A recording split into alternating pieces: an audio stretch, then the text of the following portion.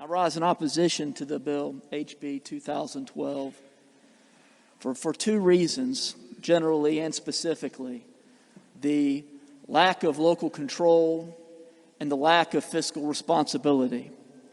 Let's talk a moment about local control. The senator from Mason County asked a question a few minutes ago about what about the need or possibility of a referendum in the county to determine whether or not there should be a charter school in that county, whether it be brick and mortar or virtual. And the response was, well, that's a good idea. We'll have to come back to that. Well, here we are debating a bill that's only gone through one committee, the Education Committee, has bypassed the Finance Committee.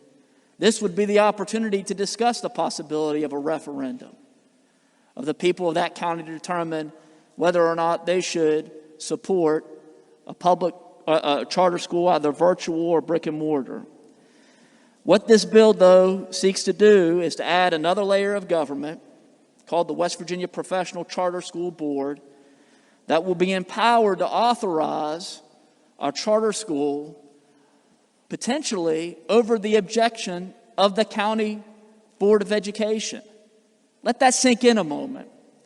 The folks who've been elected to make decisions about education in their respective counties can be overrun and overwhelmed.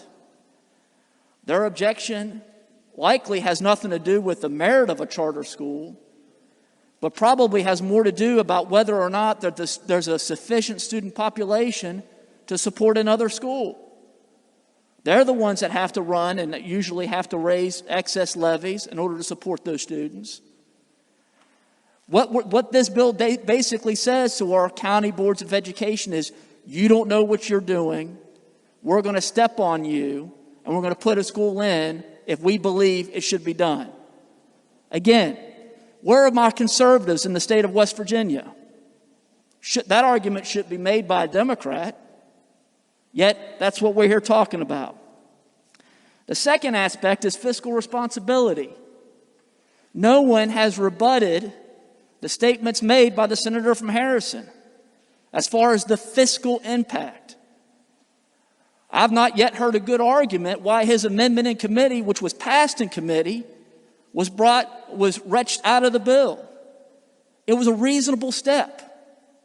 That's what our people expect us to do.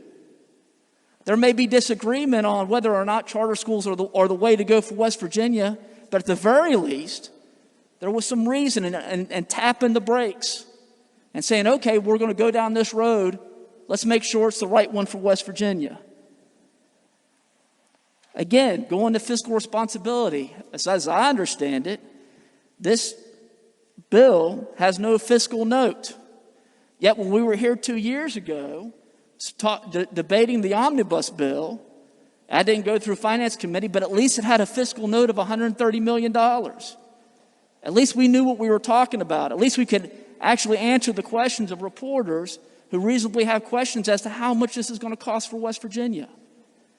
I just heard that the virtual schools may cost as much as $200 million. $200 million of our people's money going not into a West Virginia corporation, at the very least that would be nice, but likely will go into an out-of-state corporation, a for-profit ESP,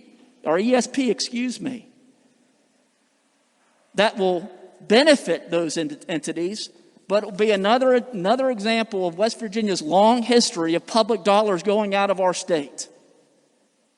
Why do we keep making this mistake? It's not the right way to go. I've lost the argument on charter schools, and it's something I'm going to have to face, obviously, because I disagree with it. But at the very least, at least right now, if a county wants a charter school, they can make that decision.